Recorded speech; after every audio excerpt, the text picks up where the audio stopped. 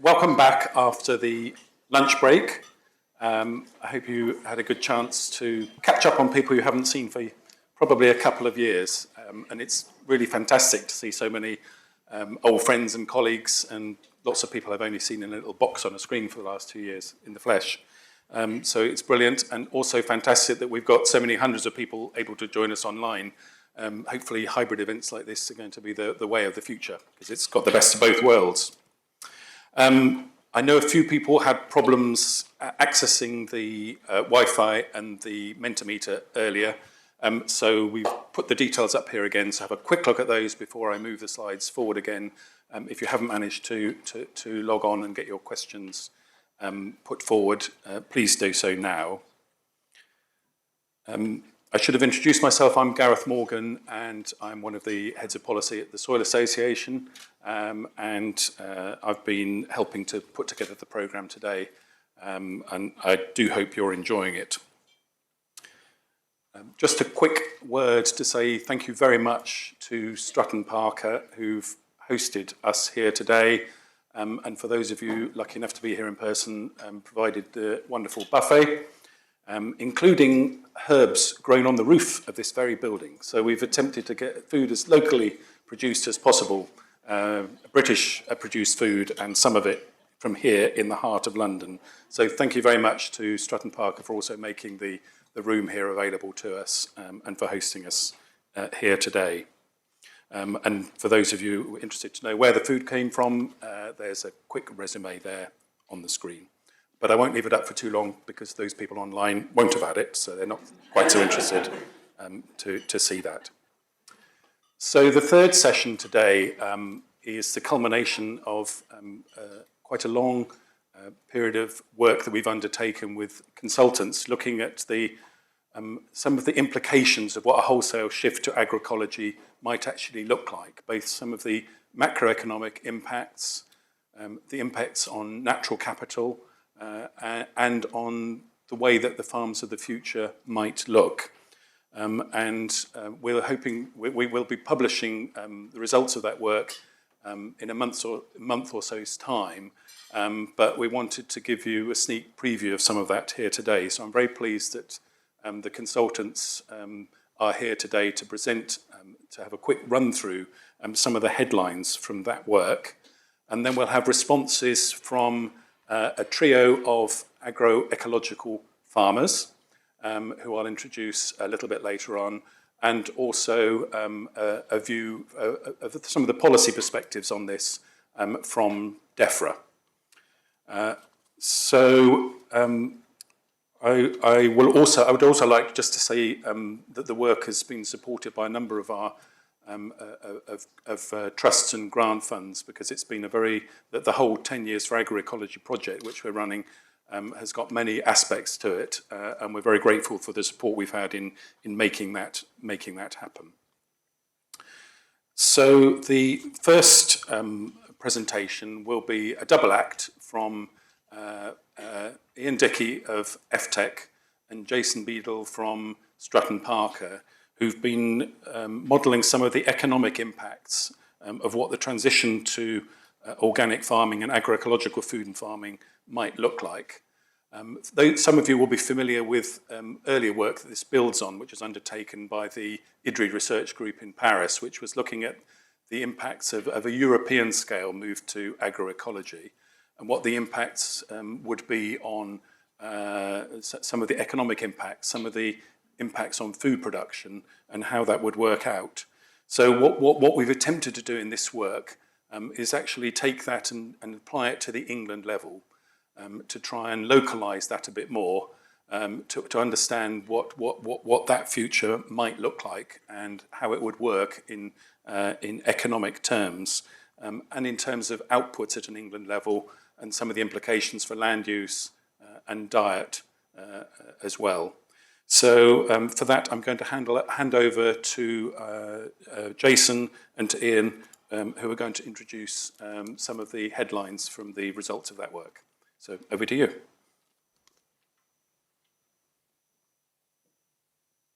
you very much, Gareth, and thanks for the opportunity to speak today. My name is Ian Dickey from eftec. eftec stands for economics for the environment consultancy. So we do what it says on the tin. If you haven't heard from an environmental economist before, hopefully by the end of this presentation you'll understand a bit more about what we do. So as Gareth introduced, we were trying to look at the sort of farm business and natural capital economics of an agroecological transition. Similar to the IDRI work that Gareth described, but a bit more connected to the actual data available for England and how we might apply this to understand the transition. So IDRI looked at a simultaneous shift in farming practice and diets. And that would involve moving from meat reared on grain to primarily pasture-fed, and also a change in sources of protein towards pulses. And some other changes to the landscape. And we wanted to understand more about this transition and also how it might connect to the available data that's collected in England. So looking at the scenarios developed, you can see we've sort of said the IDRI is a 2050 kind of scenario, and that involves adoption of agroecological practices across the landscape based on current organic practice, so no use of synthetic inputs, but also as a result a closed nutrient cycle, so less specialisation and more mixed farming. As I said, livestock-based, fed mainly on pasture, and they also include the shift in diets. And we can compare that to the conventional situation, but we also developed a more current organic scenario, so what we're calling Organic 2018 there. And that's more closely based to conventional agriculture currently in the UK, and we didn't include the shift in diets in that model. So that's a bit more what might happen sooner with the transition, and this might be thought of as 2050 more long-term. We then, Jason will talk about the implications for the structure of farming and production in a moment, but we also link this model to a natural capital valuation models that are already widely used and endorsed by approaches in Defra, but I haven't seen work to link them to a kind of agricultural transition model in this way before. So from within the agroecological model, you have reductions in emissions, fertilizer use, also a change in tree cover, and you get quite substantial natural capital impacts from that. So using the Treasury recommended time frame of 60 years, we value those impacts at a benefit of 74 billion. And that involves a reduction of 7 million tonnes of carbon dioxide equivalent per year on average. And there are also significant air and water quality benefits. Now, there is some uncertainty around those kind of models, but clearly that's a substantial value, and it's also an underestimate because there are benefits like biodiversity, recreation, and so forth that we weren't able to value within this modelling framework. And the key conclusion, despite some of the uncertainties, is that those are really substantial impacts in the context of the agricultural sector. So the average, we took a value, because the values are not evenly distributed over time. They take some time to arise. So we looked at 2030. At the end of the decade, the benefits will be worth 2.9 billion a year, and that's a significant proportion of current GVA in agriculture.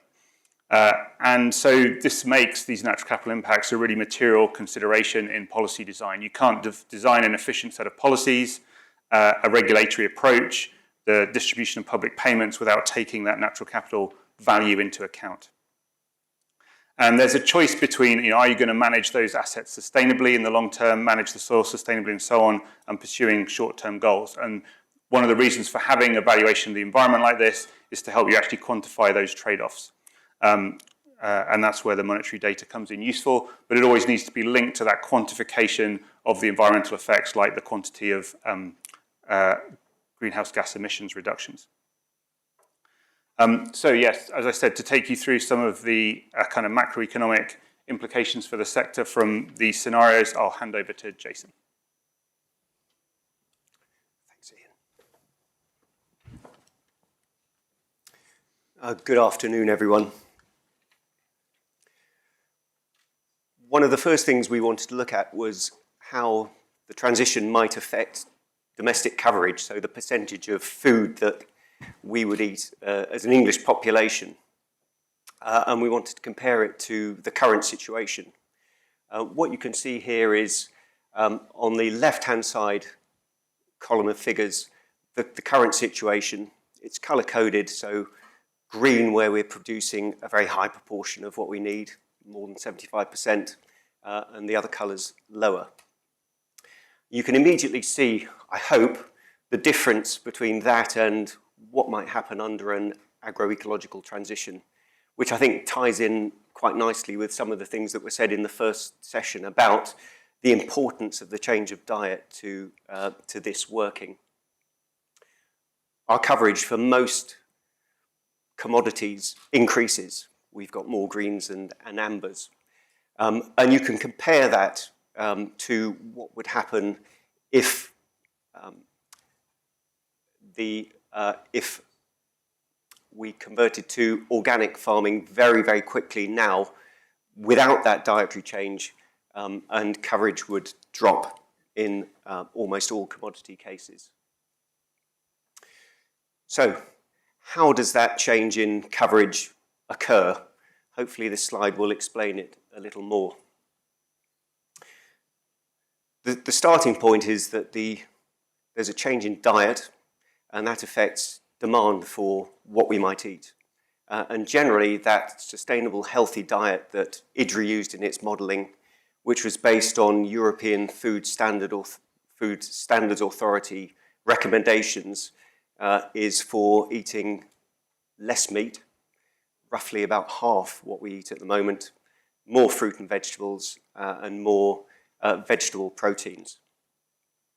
And that's why you can see in the second column of figures some negatives in terms of demand for meat, and also at the top a big negative in our demand for cereals, most of which in the country are grown for livestock food, and we'd need less of that.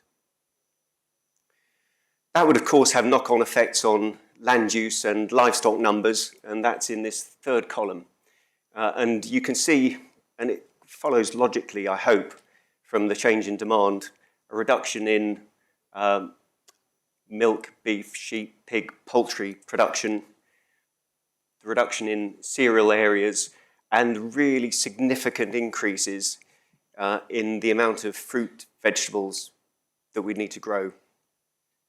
Of course, that can be done on relatively small areas, so that's not a big shift in terms of land use, but very big percentage increases, which of course have implications for supply chains and how actually you do it and the infrastructure needed.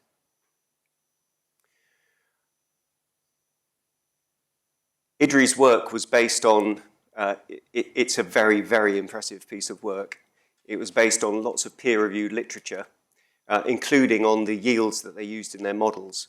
And I thought it was important to just recognise that there were some differences between the yields that they've used and the yields that we see in organic data for England, most notably in things like the Farm Business Survey and the Organic Farm Management Handbook. And you can see there are some scarily big differences in those current English organic yields and the ones that IDRI used.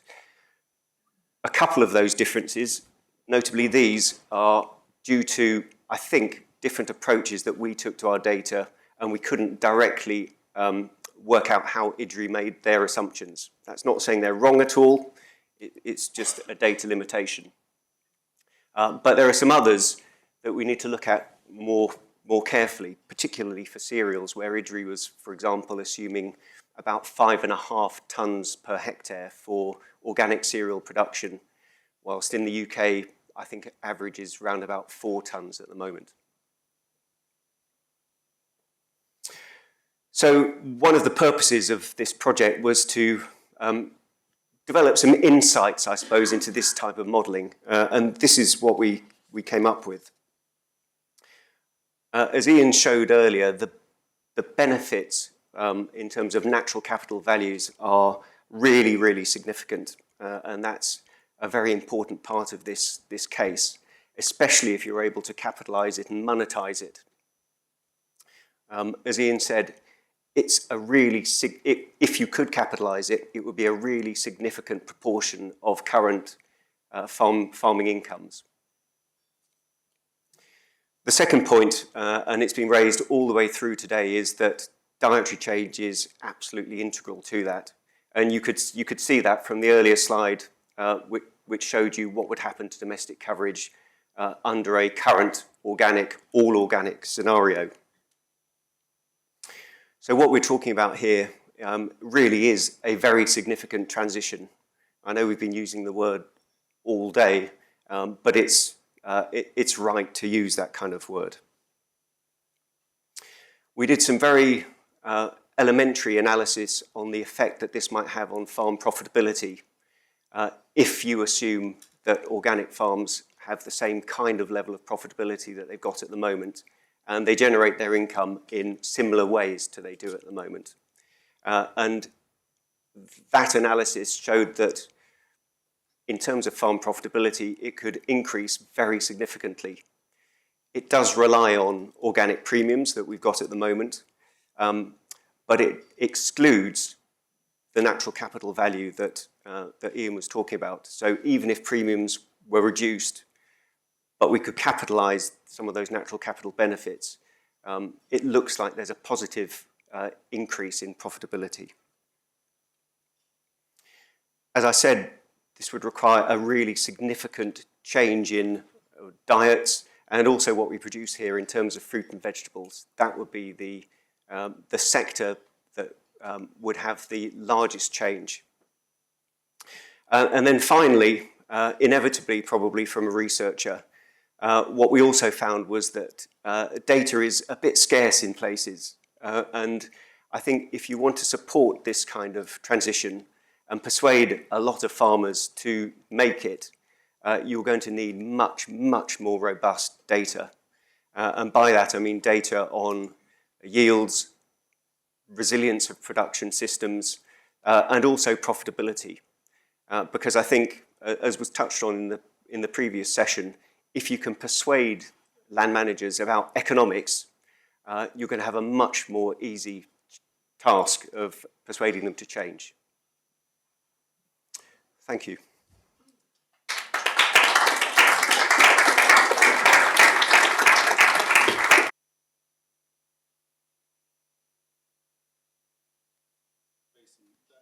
Work, which you've just seen a small summary, rests on a vast amount of data and some almost incomprehensible Excel spreadsheets, which we've all been wrestling with over the last few months.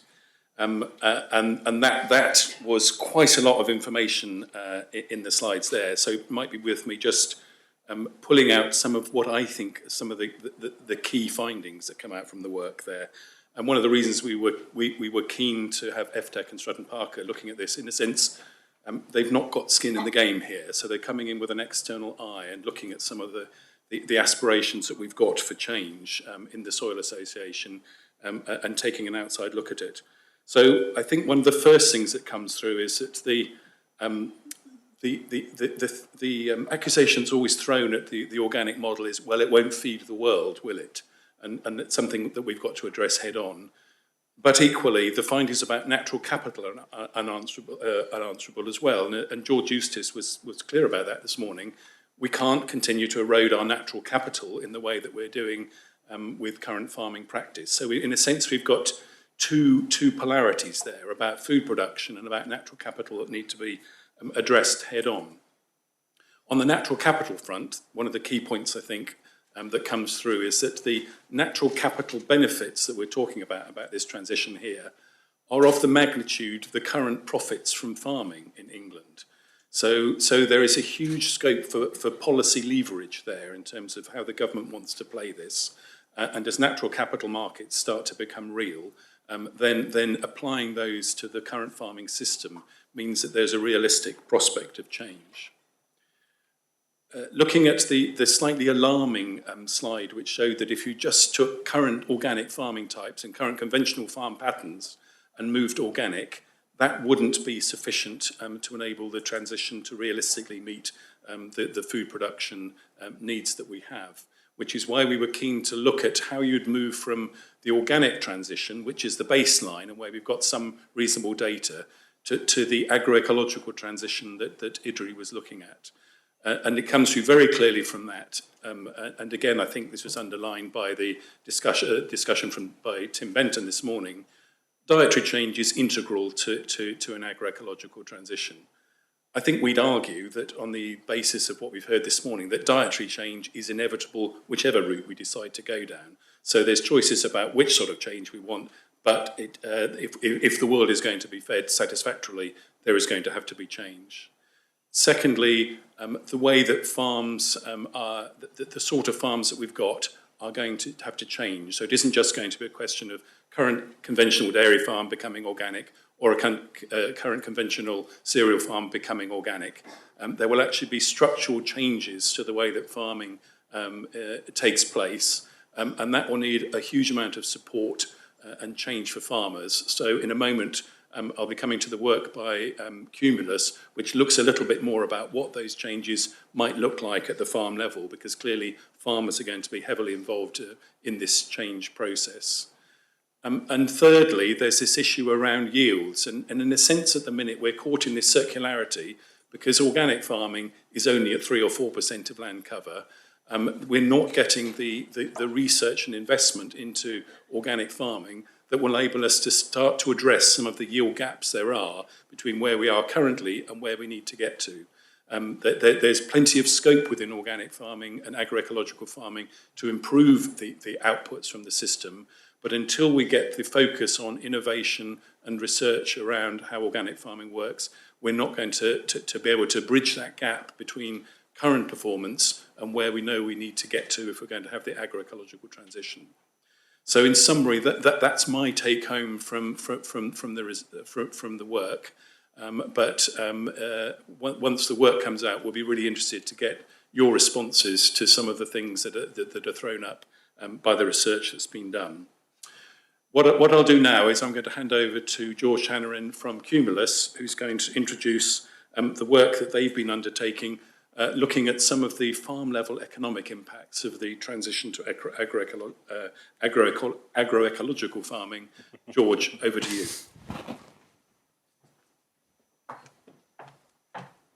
Thanks, Gareth. So what I'm here to do is hopefully tie into that work that's just been presented, which looks at the macroeconomic impacts of agroecology across England, and hopefully drill down to the farm level and give an idea about how that impacts farm income for a single business. So I'm here from Cumulus Consultants, and we've been commissioned by Soil Association to do this work looking at that explores the economics of a transition to agroecological farming businesses. Cumulus Consultants undertakes independent research, advice, and analysis around agri-environment, forestry, natural capital and ecosystem services, and sustainable economic development. We do work with private, public, and private and public organisations and NGOs such as Defra, Scottish Government, RSPB, etc.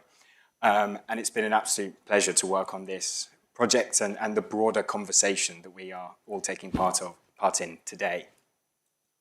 And just before I get into the report, I just want to thank all the land managers who've been involved in this project and given their time to develop case studies, which are the foundation of this work, and all of the team at Soil Association who supported this project.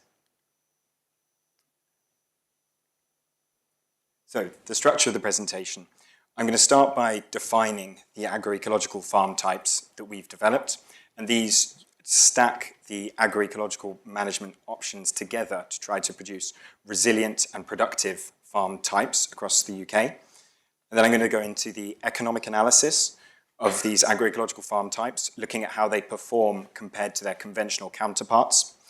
And then I'm going to try to draw that together with some early stage insights about what that means for agroecology in the UK and what it means, and some recommendations for what that means for farms and for policy at the higher level. It's important to remember this is still an early stage report, so lots of these insights will evolve as we go towards finalisation. So how do we develop these agroecological farm types? This was based on an extensive literature review. It was based on steering group discussions with the Soil Association and with experts in different fields. And it was based on case studies which we undertook with land managers on the ground to make sure these farm types that we defined are based on real practice. And that involved discussions with groundbreaking and forward-thinking agroecological practitioners. And all of that supported with various economic data that's available. So what is this range of agroecological farm types that we've defined? We've highlighted 7 different farm types and grouped them into broad farm types. So we start with the arable types. These are cereal farms with external grazier, cereals with livestock enterprises integrated into that enterprise, and a horticulture and cereal and livestock farm. Really the aim here is to look at those arable systems and understand how we can incorporate livestock and herbal swards as a way to cycle that fertility back into the system and remove that reliance on inputs. The livestock farm types, we've identified these as lowland dairy, lowland grazing, and extensive upland grazing. Really the focus here is on lowering that stocking density, diversifying the swards, shifting to permanent pasture, and looking at spending more time outwintering livestock and utilising dual-purpose hardy breeds that aren't so dependent on those costly inputs, both from an environmental and an economic perspective. And then the final one that we identified is this mixed broad farm type, and you can group that in various different ways, and it's likely to be very diverse, but we've identified a system that integrates horticulture, cereals, ruminants to again cycle that fertility, agroforestry to provide public goods in the form of shelter and diversified enterprises, and then monogastrics such as poultry, which can help to lower the pest burden in those other enterprises. So those are the farm types which made the foundation of the economic analysis that we then undertook. And just before I go into that, I'm just going to explain how we defined each of those farm types very briefly. I'm not going to go into detail for every single farm type, but we defined the optimal rotation for each of these farm types and then broke up the hectareage based on the average area of each farm type. In this case, for cereals, it's 175 hectares. And we decomposed that area into how much area is provided to grazed herbal lays, which are grazed at a low stocking density. And then within that rotation, we've got 2 years here of a selectively bred population or heritage cereal variety that can grow without that dependence on high inputs. And then that intersected with a rotation of intercrop legumes to fix that nitrogen back into the system. And then we've got 10% of the farm provided to flower-rich margins, which can provide that integrated pest management and that pollination, which again helps reduce that reliance on inputs across the farm. So we defined each of those farm types in a similar way for each of those farm types that I introduced, and we go into more detail about how we did that in the report. But getting onto the economic analysis, which is the important bit here, how do these farm types actually perform when we compare it to those conventional systems? And just before I get into that, I'm going to introduce some general assumptions that we made.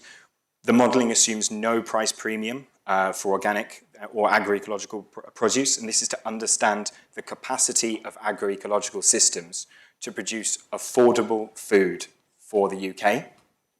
BPS is excluded for obvious reasons, and then where we do model an adjusted agri-environment support scheme, that increased agri-environment support is based on the reallocation of current funding into payment for public goods. And that's based on a reallocation based on the proportion of agri-environment support that is currently paid to conventional and organic farms. And then finally, the agroecological fixed costs are generally slightly lower than for the conventional. And that's to take into account the reduced need for things like sprayers and housing or whatever that will be. So, the important bit, how do these perform compared to the conventional systems? And I'll just give a little overview of what we're looking at here. For each of these, we show a bar chart with net farm income along the vertical axis. That includes the variable costs, the fixed costs, and the revenue that's generated from the system. And then running along the horizontal axis, it's quite small, but you've got the farm types that I just introduced. So we're comparing the performance, and the conventional systems are shown in as a blue bar, and the agroecological systems are shown as that orange bar. So, the graph. This removes any price premium, as I said before, and is without any form of subsidy or payment for public good. And the first thing you'll see is this is quite a negative performance. This shows quite negative income across these farm types. And with the agroecological farms actually performing generally worse than their conventional counterparts when they're not paid for the public goods that they are providing. But there are some positives within this graph. We see that lowland grazing, because of the removal of the need for variable costs such as inputs and concentrates, that actually becomes more competitive and it generates a higher net income than the conventional equivalent, even without any compensation for the public goods that are provided. And similar kind of almost income parity with the LFA grazing system. But those systems that are more focused on commodity markets, more focused on yield intensification, such as the arable, the cereal systems, and the dairy, are struggling to reach that that comparative income because of that focus on yield maximization. So, relevant to the discussion today, what happens when we introduce a high nitrogen cost to the performance of these systems? And when we introduce the most recent market price for nitrogen fertilizer, you see that gap close substantially. And this is about 195% increase on nitrogen cost, which is about what we're seeing at the moment, or at least it was when we last checked. It's changing quickly. So you see that gap narrow. And what we're illustrating here is the importance of the vulnerability of conventional systems to those input costs. It's worth noting that this is an inaccurate assumption in that those nitrogen costs are actually mapped by an increase in grain costs, increase in grain prices, and we haven't modelled that here. But that increase to grain pricing is something that's either shouldered by the farmer or it's shouldered by the consumer, and has a real impact on the cost of food in the UK, and it's something that is disproportionately shouldered on lower socioeconomic groups. So what we're really trying to illustrate here is the vulnerability of farms against that variation in input costs. So changing this again, remove the nitrogen costs, but what happens when we introduce that adjusted agri-environment payment that I spoke about earlier, which is reallocating the current subsidy into payment for public goods? And you see the results change drastically. You see all of the agroecological systems, apart from dairy, now generating a positive income. They're profitable systems. And all of the agroecological systems, apart from horticulture, outcompeting their conventional counterparts. I guess it's worth highlighting specifically here the cereal farms, which were showing that negative income before, now showing quite a respectable income per farm type.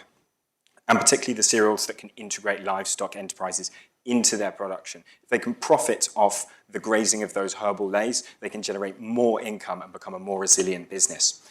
LFA grazing, similarly, it's a large area with low variable costs when you're not using those inputs, so it performs well from an income perspective, and that large area means there's a high potential of those systems to provide all of the natural capital benefits and ecosystem services that we've been introduced to and we've been discussing today.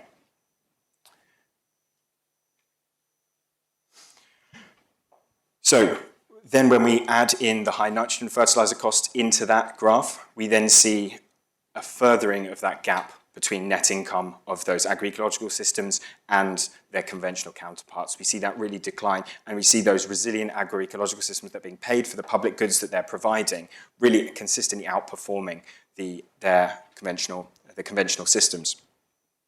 But as I said earlier, that's an inaccurate picture to be painting. And when we do introduce current grain prices, which are about 215% of what they have been historically, we see the picture change again. We see cereal farms outcompete the agroecological systems as they're rewarded for the yield maximization that they undertake. And this is an important illustration of actually there are other drivers which can drive away from agroecological. This payment for grain is an example of that, but there are other examples. Focuses on increased food security, defense, pressure to produce biofuel on land, carbon offsetting, whatever it is, it can all put more pressure on land, drive up that price for food, which can incentivize increased intensification. We have to be aware of those threats because, again, this is a cost that is shouldered by the consumer.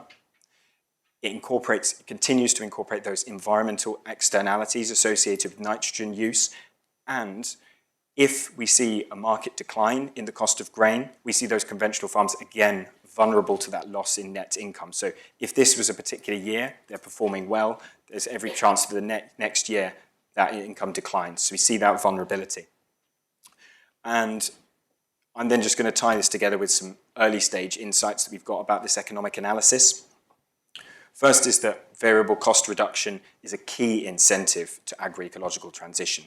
If you can reduce your dependence on these inputs and these high cost inputs, you can become more profitable and, importantly, more resilient. And that's, so next point, agroecological transition can increase net income across most farm types when natural capital benefits are recompensed. And this can come from both private and public sources. We've only considered public at the moment, and it doesn't take into account any enhanced to the farm gate price, any enhanced farm gate price that might be provided for good quality agroecological produce. It might be an obvious statement, but agroecological yields tend to be lower. But as this transition increases, gains momentum, increased uptake, research, funding, and the integration of technology into agroecology will continue to narrow this gap, and there's uncertainty about how much we can narrow that yield gap. And then the final point, dairy appears to be the least profitable agroecological system due to the high costs and the lower yields that are associated with the agroecological system here. So there needs to be work and research around those dairy systems. Getting to the farm level, some early stage recommendations for how this can be applied and what this means at the farm level. Cost reduction is key. Outwintering, nutrient retention, soil fertility enhancement, and that reduced input use are really key to making agroecology a resilient and profitable approach to farming. In relation to that reduced dependence on input can lower the exposure to that input price volatility that we've been discussing. Diversity within species, within crop and livestock genetics, within fields, within rotations, and across the farm is really necessary to reduce risks and enhance productivity in an agroecological farm. And this can create resilience through integrated pest management and also resilience against climate fluctuation that we're seeing, whether that's droughts or floods. These are more resilient systems. A specific point, integration of the livestock enterprises into the arable systems has been shown to be a more profitable approach because of the ability of those farmers to yield that profit from that element of a farm type. A specific conclusion that came out from the case studies is that actually the whole farm system needs to change to optimize all parts for agroecological production. You can't just change one bit. You can't just remove use of nitrogen fertilizer and expect the system to function optimally. You need to select seed varieties, for example, that are suited to that kind of farming, that low input intensity. And that means that we need to work to generate that knowledge and to communicate that to farmers. And then finally, from those case studies, again, more direct sale and value-enhancing processing can help farmers compete with the conventional systems by allowing them to gain more of that value from the food that they provide. And in zooming out a little bit more, what are some early stage policy recommendations that we can get from this analysis of agroecological farm types? For arable farmers, investment and support is needed for them to construct fencing and water infrastructure to enable livestock to be integrated in those arable systems. In relation to this kind of diversification, advice needs to be provided to conventional farmers wanting to diversify their agroecological management. Where does a livestock farmer go if they want to find out more about how to grow their own feed on site? Where does an arable farmer go if they want to learn about how to manage livestock within their system, or a poultry farmer go when they want to plant more agroforestry in the system? We need knowledge and cross-disciplinary conversation in the agricultural system if we're going to incentivize and transition towards agroecology. A more specific point, seed legislation needs to support the development and exchange of non-uniform seed varieties. So those heritage, those population seed varieties that I was talking about before, we need legislation that allows agroecological farmers to trade and develop those seeds. And then final point, payment for public goods should reflect the agroecological benefits delivered in terms of healthy soils, clean water, carbon storage, and increased biodiversity. If it does, agroecological farm types offer and can provide highly productive, resilient, and profitable alternatives to conventional agriculture. Cool. Thanks a lot, guys. Great, thanks. Thanks, Gareth. Okay. Thank you very much to George and to Jason and to Ian for these really lucid summaries of a lot of complex work, and I hope it didn't feel too much like going back to school and watching some of those bar charts. Before I go over to the to our panel for initial responses, I'll give them a moment. They haven't had much advance notice of this work. So some very quick observations from me on what we've just heard there from George. Firstly, no surprise to anyone, most farm types probably at the moment, are not economically viable once you take out the basic payment. And it was very clear from George Eustace this morning that there's no going back on that. So there's an immediate take-home message there that about the viability of farming.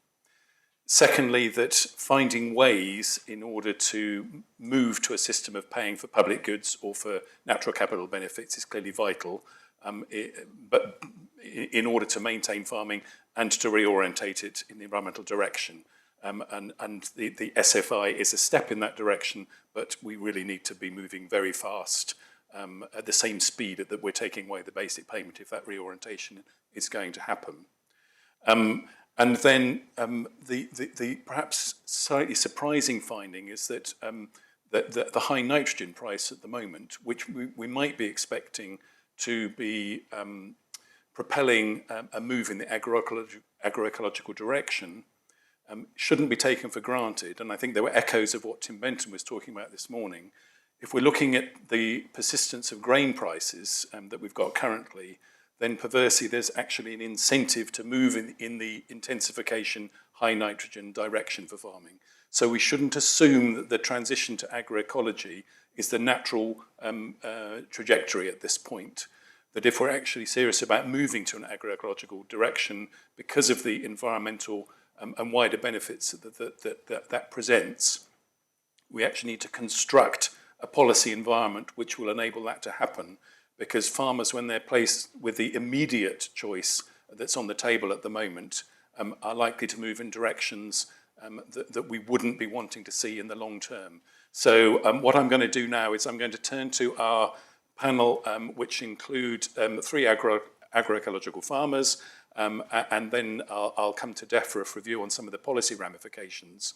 But I'll be very interested to hear the initial views from our farmers here about what they've just seen and about what that tells us about their farming operation and about what they need to see if this transition is actually going to take place. So first of all, I shall invite Martin Lyons, who's a cereals and now a livestock farmer from Cambridgeshire, who's well known from his work in the Nature-Friendly Farming Network, to respond.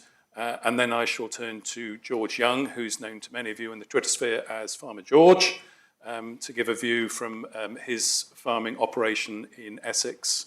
And then to Helen Browning, who's familiar to all of you, I'm sure, as both the boss of the Soil Association, but also a significant organic farmer in her own right. So, Martin, over to you for your first reflections. Thank you very much. A lot of what that data shows is completely what I find in my own business. And we reference me as a livestock farmer or an arable farmer. I think I'm a mixed farmer. I'm trying to farm nature, natural capital, biodiversity, and I see myself as an asset manager. I have a range of assets available to me, and I'm trying to get the best out of all of them. So for me, that data clearly shows that valuing that natural capital, that soil health, the pollinators, the predatory insects we can have on our farm, can actually enhance my business, and that's clearly what I've been finding on my own farm.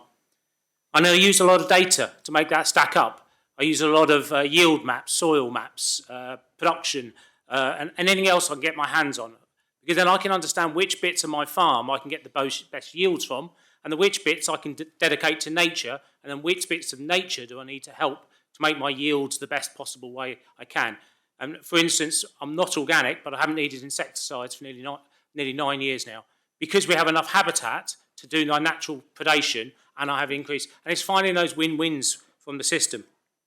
So I've been very much focused in the last few years about delivering cover crops and introducing livestock, looking at how we can then add value to those livestock. They're not mine currently, they're another businesses. I'm stacking enterprises up on my farm. Some I get reward for, and some other people can get, which makes my farming business more exciting because there's more people on our farm.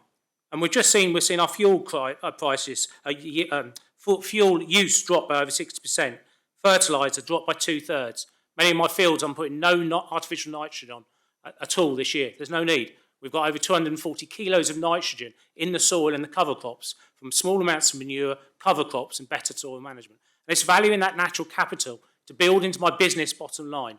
We need all businesses to have a natural capital or a nature piece on their balance sheets to really value it and enhance it. The other thing that wasn't really mentioned in there is the social benefits. We have driven down our overtime need.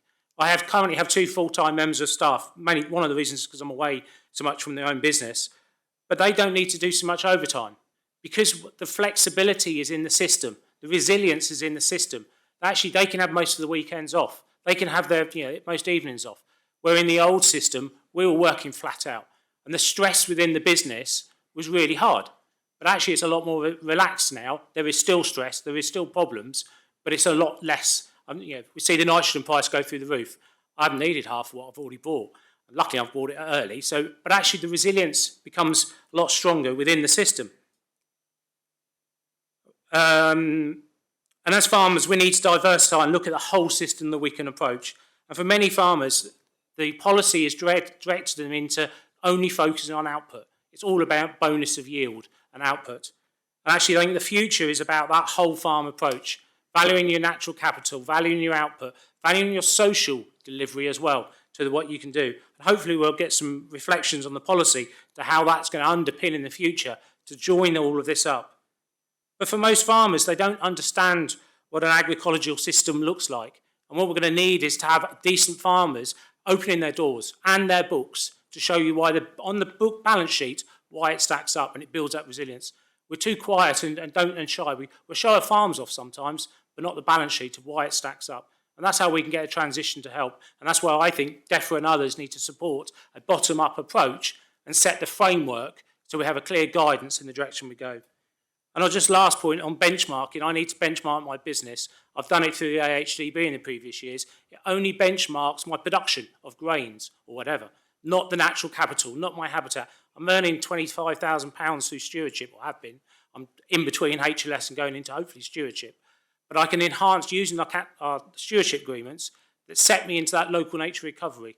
The reference points were lots around the SFI. Quite frankly, the SFI is only going to help me do individual actions. I need local nature recovery, which is currently countryside stewardship, to do a whole farm approach and invest in some of that capital investment as well. But I'll endorse what you put on there because it very much fits my business model. Great, thank you, Martin.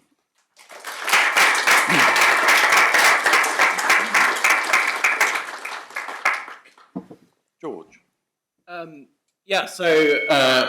I actually thought that report was really good, George, so excellent work there. Just to explain a little bit about my farm, I kind of break the agroecological ideals into kind of 3 components, which are farming with nature, circular farming, and food sovereignty. And so everything that I do on my farm, I try and kind of contextualize within those 3 things. They're things that I think about all of the time. And I think kind of the thing that really resonates with what we've been talking about a lot today is the fact that I'm trying to create a really interconnected farm that's got loads and loads of nature corridors, kind of a main one driving through the middle of it, but then interconnection within the fields themselves as well, utilising agroforestry, utilising wild margins, all of those sorts of things. So the funny thing, I mean, Martin mentioned how incredibly beneficial they are in terms of managing, pests within your crops. And Martin's also mentioned how kind of as soon as you add some diversity into your mix as a farmer, you give yourself a huge amount more resilience. And I think those are the points that are really, really critical when it comes to agroecological farming. If you look at it from a kind of economic point of view, I find it really fascinating. I think it's great that you've kind of highlighted what's going on when you increase the nitrogen price, then you look at current grain prices and things like that. I look at it, so quite frankly, I'm not on a very good farm, and it never yielded very well. It used to be 100% arable 9 years ago when I came home, and we were yielding 7.5 tonne on that farm. Now, my point would be, I think it's absolutely crazy to be spending the level of risk on the cost of inputs in the hope that still, in a few months' time when we get a harvest, or in 18 months' time when we're looking at the harvest after that, that we're still going to be looking at high grain prices. It's just completely insane. And to me, that is where it makes much more sense to actually strip the risk out of this farming system, which is exactly what agroecology enables you to do. And I think then when you look at the economics of this, also within that was very much within the context of still providing a commodity selling standpoint, selling to large commodity grain traders, people like that. And I think the interesting thing here is I'm not suggesting that every single farmer should become a retailer, because I think that's absolutely crazy, quite frankly, because retailing is an incredibly complex and difficult business. I think farmers really should be wholesalers, but we need to change that relationship between who those wholesalers are and maybe the number of people we deal with. So we won't be dealing with thousands of people like retailers would, but we'll be dealing with a number of wholesalers. And the exciting thing here is, and this is a really interesting little economic thing that comes out of this when you're talking about high nitrogen prices, as an agroecological farmer, I was looking at the prices of my heritage wheat, which I put through my flour mill, and actually my heritage wheat prices haven't really gone up very much. So actually the cost of my flour that I'm going to be selling is now considerably closer to the cost of completely conventional flour, just because I haven't got those inputs there, and because I'm charging my product based on cost of production, not based on what the global market forces deem that price to be. So I think it's about gaining that strength back as farmers and actually, being able to really understand much more about the market rather than just handing all that over to other people, which we've done for several decades now. Okay, so then policy-wise, we're thinking about what we kind of need policy-wise to kind of help all these things happen.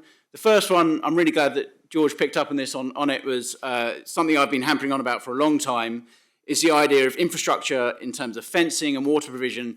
George Eustace was talking about it today. He's made it perfectly clear at the NFU conference that he wants farms to go back to more kind of mixed farming systems, all that, where it's all very well saying that, but where the hell is the funding for fencing? I'm funding that fencing personally on my own farm at the moment. I haven't had any funding for it, and trust me, it's bloody expensive, and also takes a huge amount of time. There's also things like we're expected to start composting our dung because we shouldn't be spreading muck. I think that's a great thing. But where is the funding for the covered compost sheds, with concrete floors and bunds, so we can actually really fully utilise that, compost it, get it in a really fantastic form where we're not going to lose all the nitrogen benefits of that. Similarly as well, at the moment, Germany is the one doing all the research on I've forgotten what it's called now. What's it called? The sewage sludge when they're processing it in the without any oxygen, in ways that we can actually eliminate pollutants from our sewage sludge. We need to actually get this circular economy working, getting those waste products back on farm, while we're still enabling that to be dumped into rivers and dumped into the sea. It's just completely and utterly absurd. We've got a water framework directive, and all of a sudden, that's being ignored because we're not getting the funding in the right places for these things. I really think that there's a huge amount of potential for agroecological farming, for circular farming, for bringing all those economies back and giving a huge amount more power back to the farmers. Great. Thank you, George.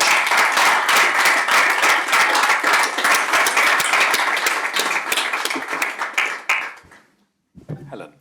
Well, they've said it all, haven't they? Really brilliant and great work, fantastic work. I mean, I've kind of always said that if we internalise the externalities of our farming and food system, that what we do in organic or similar systems would be the cheapest way to be producing our food. And I've kind of said that through a hunch and some, pretty poor bits of, my own little spreadsheets. But I think you've really helped us put a lot of the numbers together in a way that I think gives us a bit more credence to some of that, albeit that we're still not valuing, as you said, the kind of social impacts or the animal welfare impacts. This natural capital doesn't cover everything that we're talking about here. So lots to like and lots to build on there. I guess the only couple of points I want to make before we let Defra respond is to perhaps think that as the shocks of climate change, come upon us more, resilience is going to be incredibly valued even more than it is today. So, I think that building systems and approaches, that diversity, so that we can cope with whatever's coming down the line. Our soils can help us cope. We've got enough tree cover. Those kind of things are going to be vitally important. And I'm really excited at the moment, and I don't think it was really modelled in here because the newer approaches that are being developed now. Things like agroforestry that we've talked about this morning, where we clearly have a win-win in terms of climate, of overall food productivity from an acre of land, and biodiversity and soil stabilisation. Some of those kind of approaches, I think, are going to take us much further within the agroecological sector towards even bigger wins and opportunities. And the thing that I'm also very excited about is, and I think George Eustace was referring it to this morning when he talked about strip tilling, but the idea of actually the holy grail for us in the organic world of not having to plough, but neither having to use glyphosate, by drilling our cereals and potentially other crops into clover lays, allowing the clover to feed our crops more directly. Much lower cost way of producing cereals, and I think has a huge amount of exciting potential to really revolutionise our organic and agroecological systems further. So that innovation that's still ahead of us, the things we're starting to, feels like there's a whole world opening up now. We've done some of this for some of us for far too long, but actually there's real excitement about the new opportunities, the innovation that's coming through, closing the loop, as you said, on the nutrient cycles properly and looking at how that could really help our systems thrive. There's lots to play for. Thanks so much for the work. Thanks for great comments. Thanks, Helen. Thank you.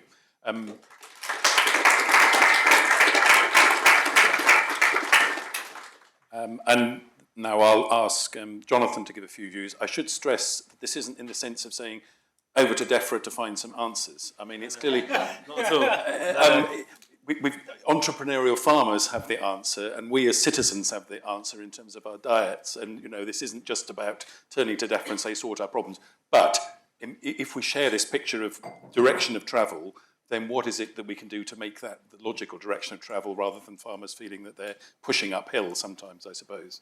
Yeah, no, I agree. And well, thank you for being here. I think it's always great to hear people talk about the hard work they're doing. People kind of working, other people, I should say as well, also thinking through the challenges, why this is not straightforward, kind of makes me feel better for finding it hard myself, and also other people out there sort of trying to solve these really important, necessary challenges, as well as hearing from the people who are doing the kind of hard work on the field farm and giving all of us the inspiration around that's the thing we can point towards, that's the direction of travel that we should be seeking to support. And that's something we talk about in the team, which is who are the people who are doing this anyway, and how can we support them, taking ourselves that sort of challenge rather than just to keep that momentum. Because one thing that came through quite strongly was this is a transition, it's about things changing.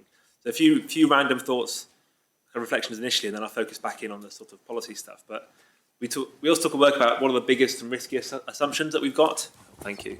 Biggest and riskiest assumptions that we've got, and there are a couple which are flagged up there around dietary change.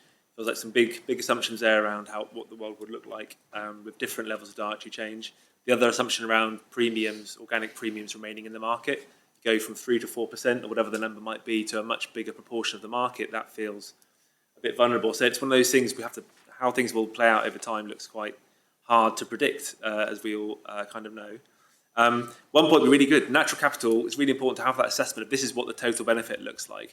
But we are not just in the game of kind of optimising for natural capital. So we've got some specific targets we need to be achieving around nature, around water quality, around climate adaptation, which are, and there'd be a question to think about what would this transition look like, or could it look like when you started to think about those specific targets rather than the big but really important but kind of broad category of let's get lots of natural capital benefits. And then thinking about the specifics, so I think we have a kind of more balanced model of different ways that farmers will be running their businesses over time. So obviously regenerative farming, you've heard the Secretary of State speak about it with lots of passion, but it's a broad sector. And I think we expect that to continue for the foreseeable. But and then thinking back about the change, we talked about the transition and that level of change by 2030. So what does that mean for farmers? What do farmers need to hear, or the people they need to see, or the data they need to read, for them to make those changes? And some really big cultural barriers out there, knowledge barriers, learning barriers, which were all picked up, that I think we're all grappling with a little bit. So it's great to see that captured. So focusing back in on what we can do, so the way within Defra, because we do have a big part to play, definitely, and I'm quite excited about it, is, so the way that we think about it is we're making offers available to help farmers across that quite diverse farming sector kind of make the best of the land that they've got, become more environmentally sustainable, and help us achieve some of our big targets. So the way we're framing it is to putting those offers out there, initially sustainable farming incentive, but over time more offers which are bigger, more holistic, more integrated, and farmers like yourselves and others being able to choose those, and then those offers helping them move in a direction that they've already agreed and thought, this is what I want to move in. So us building momentum within the sector, setting expectations through supply chains, through peers like yourselves, and our offers are there available to help farmers move in those directions, hopefully at the speed that we could work. So sustainable farming incentive can help a little bit of that, or not a little bit, but a fair bit of that, a little bit initially, but more and more over time. And we're designing that so that those farmers who are more at your end, Martin and George, kind of got the ability to do high levels of ambition. Others for who some of this stuff is quite new and radical, and we get farmers telling us there's no way we're ever going to do cover crop stuff. We've got those lower entries, so people are coming in. That diversity of the sector is being serviced. And then on the grants, it's a fair point. I'm not quite sure what fencing grants we've got available, but it is really important. This is a change, and for lots of farmers will mean a change. So we've got our grant offers available. We still have, for countryside stewardship, really high interest in the grant offers that are available through there. But probably we can do more. We've recently opened up ideas for people to come to us with ideas about how we could, what grant things we can make available. Because we know, particularly in the regen space, that we're always a bit behind the curve. So people like yourself, or even like direct drillers and others, we can be 10 or 5 years behind innovations between the farmers who are really doing it. So we've written out to farmers and given people an opportunity to feed in and say, these are the sorts of equipment that would help me move in the direction that you want to see. We can then make this available much quicker and be more responsive, whereas before it's quite static. This is the list. We'll look at it again in, maybe mischaracterised, but we'll look at it again in 5 years or so. So being much more responsive to help farmers make those changes. And a final point, and it was seamless, I think George mentioned, if our policy priorities were built around things that agroecology is really effective at doing, so climate change, biodiversity, water, and soil health, then we'll be all right. So those are our priorities that we certainly for the next few years across to the end of the Parliament, and then we'll reset our priorities beyond there. But we're very focused through countryside stewardship, through our grants, and through sustainable farming incentive on those 4 areas, I think, plus climate adaptation. So happy to carry on the conversation. Thank you very much. Thanks for those thoughts. Thank you.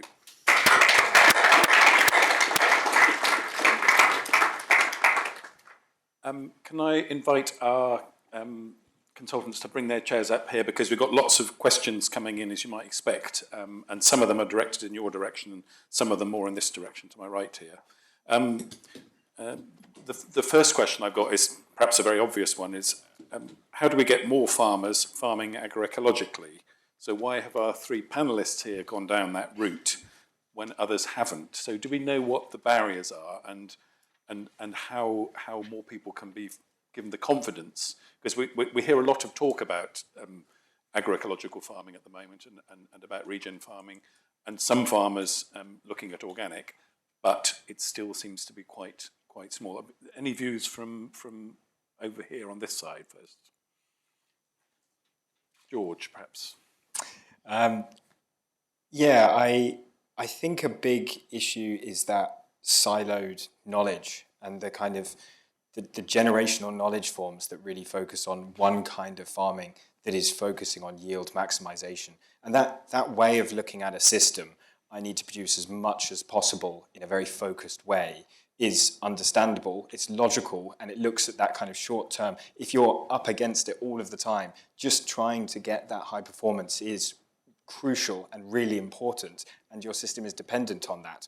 But we need to give farmers the time and have that discussion that encourages people to step back and look at that system as, okay, I have costs and I have my yield, and actually I can afford to lower that yield if I reduce those costs. And that comes from a diversity of things that we've touched on today, whether that's giving a certain area to shelter belts. You remove that area for grazing, but the benefit you give from reduced wind speed actually provides a benefit to the resilience of your livestock. So it's a sacrifice, it's a negative that can be scary, but we need to understand the ramifications of those sacrifices and how they actually create a better performance overall. So it's a bit about mindset change, it's a bit about generating that knowledge, and crucially, it's about communicating that knowledge and rewarding the people who are communicating that knowledge. Advice isn't something that should be given for free, and too often agroecology has been dependent on farmers just giving their time to events and speaking for free. We need to have an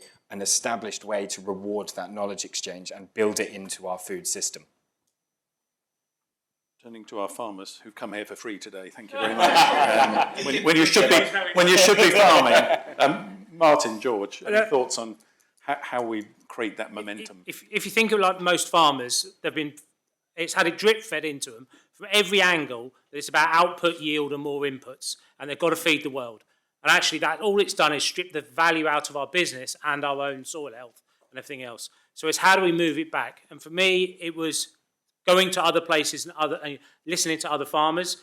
As a conventional farmer at the time, in the strangest sense, going to an organic events, see how they're doing it. I happened to be a contractor who was contracting on a farm. When I was harvesting, they were getting more yield than me. And I'd spent an awful lot of money on my crop. And that makes you stop and think differently. So my sort of thinking is now that anything the public gives to farmers, there should be a conditional, particularly on grants. It's not just about a new shiny bit of kit. You need the understanding of how that kit works and everything else around it. So if you give some grants, you get some public money, you have to attend some agroecological farming systems or organics, I don't mind which, do something. If agroecological is too far away from your system, find something in the middle. So you're starting the journey and start moving along. Thank you, George. I have what I consider quite a nice little simple suggestion for trying to get people kind of thinking about this for a start, which is that if you're thinking especially about kind of nature connection and incentivizing kind of beneficials and things like this does tie into the fact that people need to back off or ideally just eliminate their insecticide use. It's really easy if you just stop using them and don't look for the pests. They're not there. It's brilliant.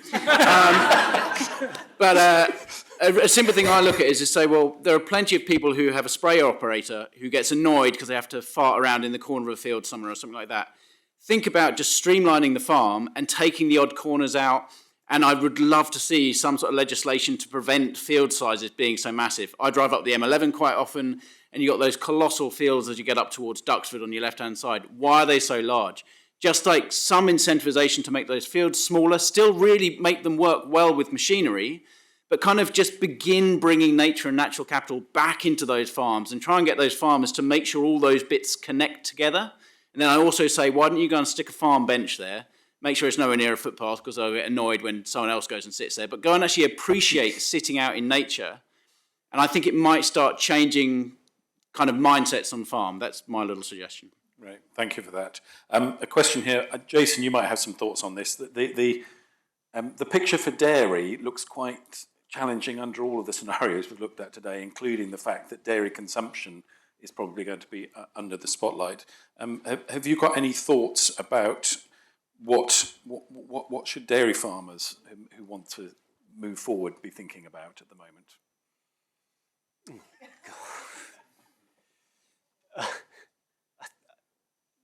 That is really challenging, especially as if you look at the profitability figures, the top dairy farmers are making very good profits. So trying to change their behaviour will be really, really challenging. I think it's probably showing them exemplars of how you can integrate more agroecological principles into current dairying systems. And that might be some of the things that George has just talked about, which is the less productive areas, or actually productive is the wrong word to use, profitable areas, and do things there. Think about linking up habitats on their farms. But I think a lot of farmers are very practical, aren't they? So it's showing them exemplars, and there will be some good ones. Ian, probably one for you. This is an issue we discussed during the work. Someone's asking, biodiversity natural capital was not included in the natural capital evaluations. If it was, what would be the impact on natural capital arising from organic farming systems, for example? And more widely, how do we incorporate biodiversity evaluation into this? Well, it would increase the natural capital value clearly, and I think by a significant amount from the value we came up with. But yeah, it's a very complicated resource, biodiversity, and we shouldn't try to maybe address it all just by capturing it in a single monetary value. Maybe playing it out in local targets and integrating it, in different ways, because it's not just one resource with one indicator. Something that I thought about listening to the panel. It's fantastic to hear farmers using the term natural capital and linking that from what they do on the ground right through a modelling system where we think about national approach to policy. And just having those links is really important and great to be part of. And it struck me that actually we could repeat that modelling process at the scale of, say, an LNRS to actually understand how these things link together at that scale, because that's how you want to design the incentives. And then at that local scale, you would choose the appropriate biodiversity indicators to bring into the decision making. And that's the right scale to make decisions about the majority of biodiversity, particularly those across the landscape, I think, in farming. Great, thank you for that. I have a question here which just says Alan Buckwell. Did you have a question behind it? Since he's in the audience here today. Alan.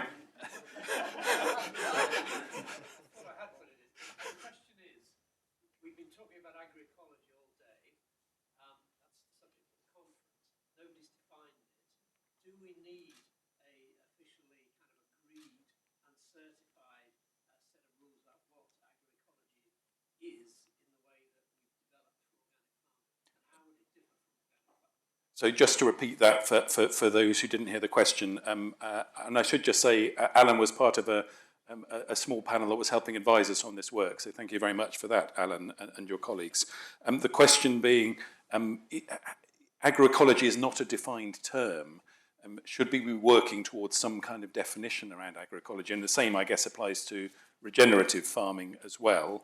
Of course, I should say that organic, of course, has a system of accreditation around it, but agroecology is quite a wide and broad term. I'd be interested to know from the farmers on the panel whether they got thoughts about that. Helen, do you want to come in first, and then we'll go to your colleagues? Yes, okay. Sorry. Yeah, I think agroecology is a broad and inclusive term. And at the moment, alongside regenerative, I think helps us engage all farmers, actually, which is what we need to do, to say, wherever you're starting from, here's a direction of travel, of learning from nature, of working with nature, of caring about people and communities and farm animal welfare, but trying to completely define it. You have got organic, so you've got your kind of basket of certainty for consumers who want to know that this product, has been produced to these standards. That's really important to have.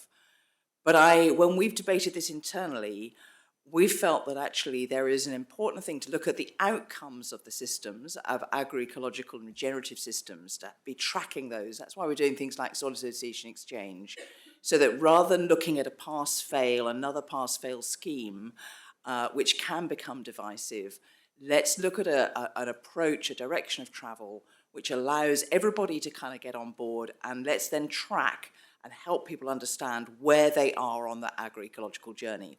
So I think, we can give you the definition. There's some definitions we can read out or whatever, but this feels like a moment not to get pedantic about exactly what we mean. If you use an ounce of pesticide or whatever, are you out or are you in?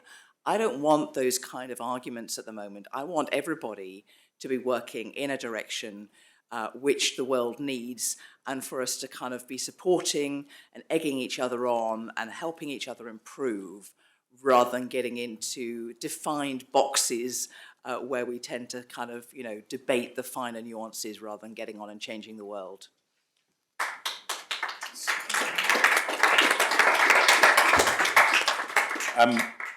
I was going to invite some more responses to that, but I'm getting increasingly cross comments from the board here saying it's 5:15 and 3:15, and I've got to stop for tea. So sorry about that, and to cut off any further questions. But I would like to say thank you very much to our presenters today for the incredible work that they've done, and encourage you to look out for the publication of the reports which underpin the work there. Thank you very much to our panel here, to Jonathan from Defra, and to Martin and to George and to Helen also for your really interesting insights to the work. We're going to have a short break now. You will be able to get a quick tea or coffee, I think, during this break. Is that right? And then we're reconvening here for our peers panel at 3:30.